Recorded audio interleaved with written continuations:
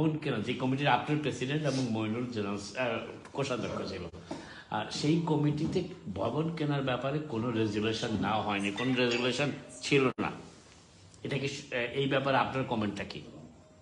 আসলে ভবন নেওয়ার ব্যাপারে অনেক আগে রেজুলেশন করা হয় যে আমরা যে কোনো সময় সুবিধা মতো জায়গায় ভবন পাইলে কেনা যাবে, এটা রেজুলেশন করা ছিল, সাধারণ সবাই রেজুলেশন করা ছিল।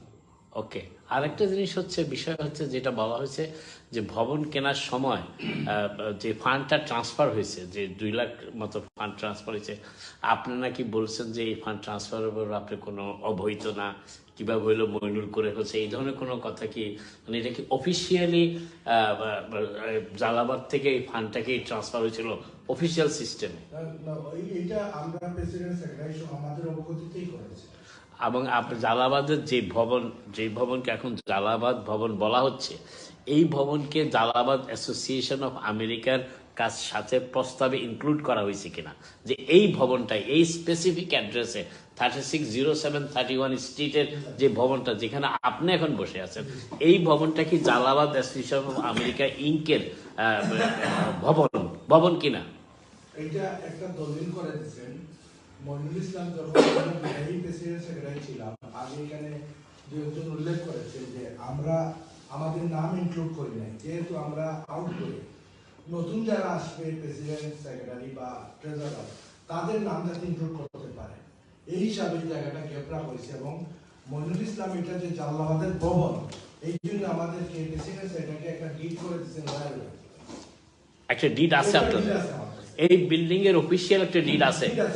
এই বিল্ডিং যে officially owned by Jalalabad association of America, এটার একটা ডিড আছে, লয়ারের মাধ্যমে। এবং ওকে, আরেকটা জিনিস যেটা আমার জানো, যদি ডিড থাকে তাহলে এই ভবনকে জালালাবাদ অ্যাসোসিয়েশন অফ আমেরিকার ভবন বলতে তো ডিড যদি থাকে তাহলে অসুবিধা আছে কিনা? কোনো অসুবিধা নাই, যেহেতু এইটা মইনুল ইসলাম নামে, যদিও এটা গ্রান্টার, এটা মর্টগেজ পারপাস, মর্টগেজ গ্রান্টার, কিন্তু উনি আবার একটা দলিল করে দিচ্ছেন যে এটা জালালাবাদের ছিলেন, যেহেতু আমরা ওই সময় দায়িত্বে ছিলাম, আমি প্রেসিডেন্ট ছিলাম, জেনারেল সেক্রেটারি ছিলেন, আমরা আমাদেরকে জালালাবাদ করা হয়, যেহেতু আমরা দায়িত্বে, আমাদেরকে একটা ডিড করে দিচ্ছেন যে এই প্রপার্টি জালালাবাদের সিজনে, ভবনটা জালালাবাদে, এবং আজীবন এটা জালালাবাদে থাকবে, জালালাবাদ ভবিষ্যতে এটার ব্যাপারে কোনো কোয়েশ্চন থাকবে না।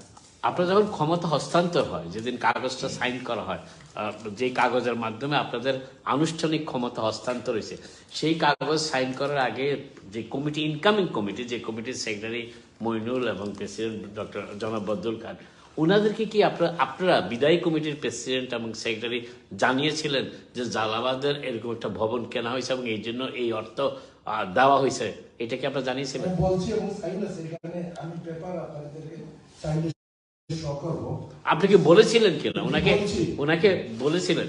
বলার পরে কি উনি সাইন করছেন? উনি সাইন করছে, পেপার ছিল, উনি পড়ছে, ওইটা লিখিত পেপার ছিল, উনি আমাদের কাউন্টার সাইন আছে, ওনার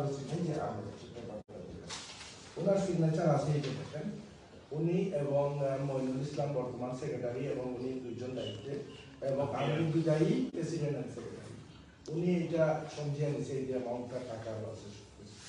ওকে, তাহলে এইটা হলো অফিসিয়াল পাওয়ার ট্রান্সফারের ডকুমেন্ট, রাইট? এই পাওয়ার ট্রান্সফার ডকুমেন্টে এই বিল্ডিংটা এবং এই 360731 স্ট্রিট বিল্ডিং এর এই অ্যাড্রেসটা ইনক্লুড আছে, যে এই ভবনের জন্য দেওয়া হয়েছে। ওকে, যখন এইটা নিয়ে শেষ হয়, এই ভবন নিয়ে শুরু হয়, তখন কি বর্তমান প্রেসিডেন্ট, সাবেক প্রেসিডেন্ট হিসাবে আপনার সাথে কোনো কমিউনিকেট করছিলেন এই ভবনের এই সমস্যার ব্যাপারে? আমাকে বিদায়ী ট্রেজারার এবং বর্তমান সাধারণ সম্পাদক উনি আমাকে বললেন যে ওইটা নিয়ে ওনাদের কমিটিতে আলাপ হয়েছিল, তো ওনারা যে ভবনটা কেনার ব্যাপারে যে বিষয়গুলা উনি আলাপ হয়েছে, তো ওইটা নিয়ে একটু সমস্যা সৃষ্টি হয়েছে। উনি বলছে আমাকে যে আপনি একটু, আমি ওনার সাথে আলাপ করছি, আপনারা বিদায়ী প্রেসিডেন্ট সেক্রেটারি এবং নতুন প্রেসিডেন্ট সেক্রেটারি এবং বোর্ড অফ ট্রাস্টি বসে একটা সমাধান আসবে বিষয়ে, আপনি একটু কল দিয়ে, উনি বলছে নাকি আপনাকে কল দিলে হয়তো পাবেন। তখন আমি ওনাকে কল দিচ্ছিলাম, তো উনি খুব আগ্রহ প্রকাশ করছে যে আমি তো আপনার কলের অপেক্ষায় আছি। আমি বলছিলাম যে একদিন আমরা বসি, আমরা যেহেতু আমাদের হাতে কাজটা হয়েছিল, এইটার ব্যাপারে কোনো সমস্যা বা আলোচনা থাকলে আমরা বসে একটা সমাধান করি। উনি বললেন ভেরি গুড, এটা আমরা এগ্রি, আগামী উইকেন্ডে আমরা বসে একটা সমস্যা, প্রায় 5 দিনের আগের কথা। এরপরে আর উনি আমাকে কোনো মেসেজ দেন নাই, জানানো। আপনাদের কনস্টিটিউশন নাকি, যেটা কালকে উল্লেখ করা হয়েছে, আপনাদের কনস্টিটিউশন নাকি একটি বিধান আছে, নিয়ম আছে যে $5,000 বেশি ব্যয় করা হলে সেটার বোর্ড অফ ট্রাস্টি কিংবা উপদেষ্টা পরিষদ হোয়াট এভার ইট ইজ তাকে জানাইতে হয়। আর আপনাদের যখন এই বিল্ডিং কেনার সময় যে পাওয়ার মানি ট্রান্সফার হয়েছে, এটা কি আপনার বোর্ড অফ ট্রাস্টি কিংবা যাদেরকে কনস্টিটিউশন অনুযায়ী, গঠনতন্ত্র অনুযায়ী এটা কি জানিয়েছিলেন কিনা? এটা আমি আগে বলেছি যে আমাদের অ্যাপ্রুভাল করা ছিল। ও আচ্ছা, যেহেতু অ্যাপ্রুভাল ছিল সেই জন্য আর আপনারা এই সময় তো আউটগোয়িং কমিটি, ইনকামিং কমিটি আমাদের সভা ছিল না, সভা হয় নাই। আপনি তো দীর্ঘদিন জালালাবাদের সাথে সম্পৃক্ত।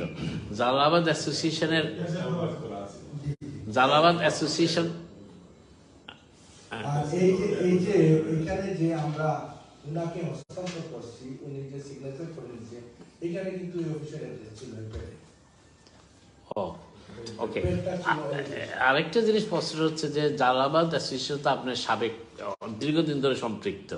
জালালাবাদ অ্যাসোসিয়েশনের বিদায়ী কোনো কমিটির কর্মকাণ্ড পরবর্তী কমিটিতে সমালোচিত, আলোচিত, বাতিল এই ধরনের কোনো ঘটনা ঘটছে কিনা?